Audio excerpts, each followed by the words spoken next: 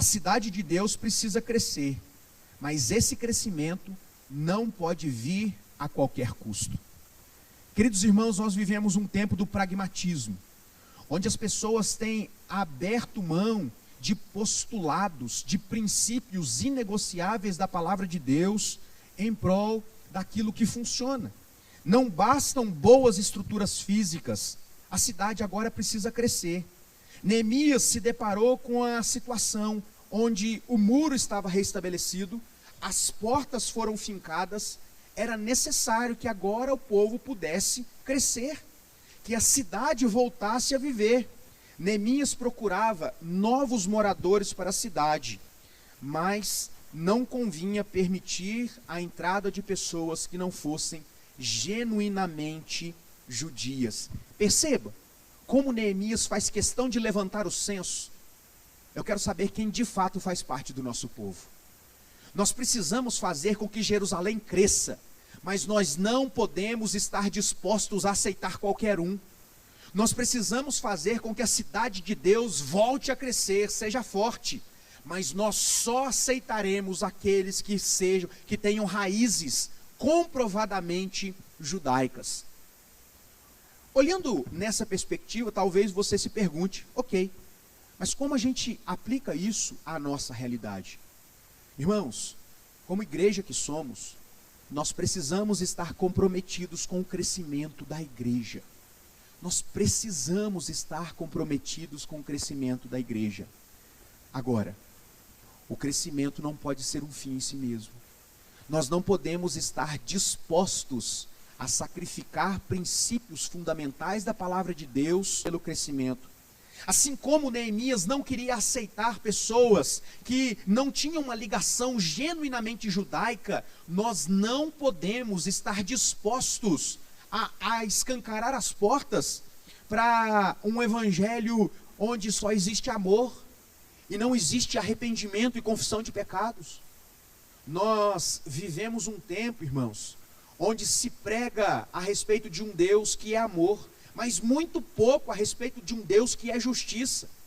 E nós vivemos uma espécie de evangelicalismo, de um cristianismo muito superficial, sincrético, misturado, onde não se sabe exatamente, ou não se consegue identificar exatamente quem de fato é cristão, porque a igreja parou de avançar no mundo, porque o mundo tem avançado dentro da igreja.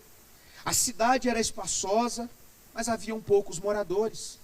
Assim como nós precisamos olhar para os bancos que estão vazios e sermos lembrados da necessidade que nós temos de evangelizar, mas nós precisamos estar dispostos no coração de que aquilo que precisa trazer as pessoas aqui para dentro é a mensagem do evangelho.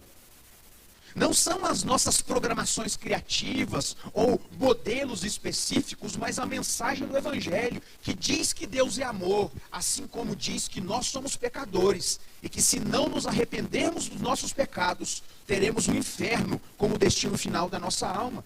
Esta é a mensagem do evangelho, uma mensagem que confronta.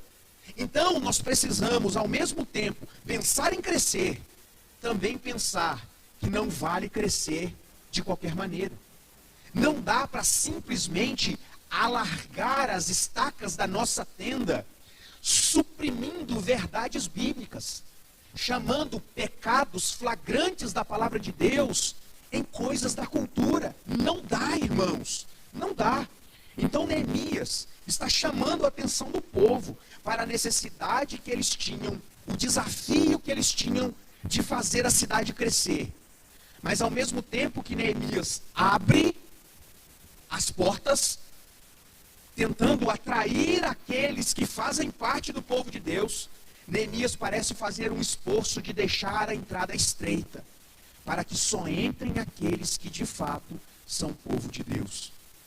Irmãos, o ímpio fora da igreja causa menos impacto do que o ímpio travestido de crente dentro da igreja. E nós precisamos pensar a respeito disso. Como muitas vezes divisões acontecem porque pessoas infantis se convenceram a respeito da mensagem do evangelho, mas porque nunca tiveram uma experiência de conversão, acabaram promovendo discussões infindáveis que levaram a divisões e divisões, machucando o coração uns dos outros, fazendo com que a obra deixasse de caminhar e retrocedesse. É verdade, existem muitos bancos vazios, mas nós precisamos ter em mente que ao mesmo tempo que nós temos o desafio de promover o crescimento naquilo que nos compete, nós precisamos estar cientes que apenas se o Espírito Santo de Deus tocar no coração e convencer pecadores, é que isso de fato valerá a pena. Isso nos faz pensar que o crescimento não justifica o abandono da fé. O crescimento não justifica a diminuição da mensagem do Evangelho. Jerusalém parecia uma cidade fantasma. Espaços vazios facilitavam as emboscadas do inimigo. Era necessário que a cidade fosse fortalecida. Ela precisava crescer. Mas Neemias faz questão de apontar: não podia crescer a qualquer custo. A igreja precisa crescer, mas não vale crescimento de qualquer maneira, a qualquer custo. Então o que Neemias faz? Neemias faz o censo. O povo não é apenas uma multidão, mas uma assembleia de moradores. Eles são o povo de Deus. Na linguagem do apóstolo Pedro, uma geração santa, que vive para adorar a Deus. E é muito interessante, meus irmãos, que esse povo que deve adorar a Deus, precisa estar em consonância com aquilo que diz a palavra de Deus. Não basta apenas ter um rol de membros gigante. É necessário que as pessoas que compõem o rol de membro da igreja sejam crentes de verdade, estejam dispostas a testemunhar o Evangelho, sob pena, irmãos, do enfraquecimento da igreja. Pense comigo, quantos escândalos, quantos ditos cristãos têm exposto à vergonha o nome da igreja cristã evangélica? Quantos líderes, irmãos, que têm levado o vexame para a igreja evangélica? Eu cresci numa época onde dizer que era pastor era um sinônimo de respeito. Hoje em dia, irmãos, dependendo do lugar, soa como algo pejorativo. E o que aconteceu para uma inversão tão grande de percepção? A igreja deixou de ser sal, deixou de ser luz, e ao invés de avançar no mundo, o mundo tem investido na igreja.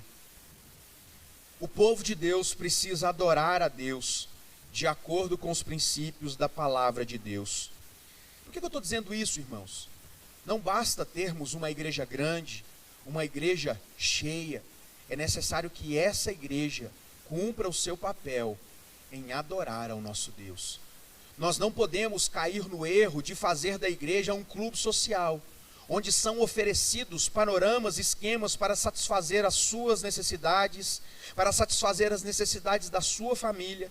Nós precisamos construir uma igreja forte, que cresce, mas que vive para adorar a Deus. Então importa que o culto seja de acordo com a palavra de Deus, e não com as minhas preferências pessoais. Importa que a liturgia da igreja seja conduzida de forma que agrade a Deus, nos padrões da palavra de Deus, e não necessariamente com aquilo que o modismo dos nossos dias tem pregado. O pragmatismo, isso aqui Hernandes Dias Lopes comenta assim: o pragmatismo e sua numerolatria está em moda nos dias de hoje. A ideia de querer mensurar o sucesso de uma igreja pela quantidade de membros que ela tem. Nós muitas vezes caímos nesse erro, em dizer ou em assumir o fato de que igrejas gigantes são gigantes porque existe ali uma multidão de membros. Obviamente, irmãos, uma igreja saudável cresce, isso é algo natural e evidencia a sua saúde. Agora, a quantidade meramente estatística não define a espiritualidade de um povo. É muito interessante quando nós olhamos para determinados segmentos do cristianismo brasileiro e a gente percebe como determinados segmentos têm crescido muito acima da média do que as igrejas históricas. Quero fazer uma meia-culpa. Nós precisamos avançar em muitos aspectos como igreja que somos, para, de alguma forma, comunicar com a nossa geração.